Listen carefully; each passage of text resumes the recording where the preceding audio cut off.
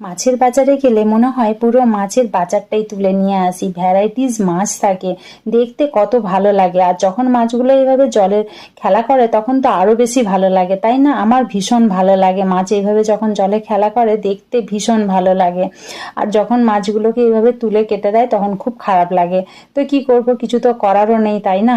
তো তোমরা কারা কারা মাছ খেতে ভালোবাসো, কোন কোন মাছ খেতে ভালোবাসো, মাছ কারোর ফেভারিট কমেন্ট করে জানিও। কিন্তু আমার মাছ খেতে যে খুব ভালো লাগে তা না, কারণ মাছে থাকে প্রচুর পরিমাণে কাঁটা, ওই জন্য মাছ আমার একদমই ভালো লাগে না খেতে। কিছু কিছু মাছ খাই, কিন্তু অতটা পছন্দের না মাছ আমার।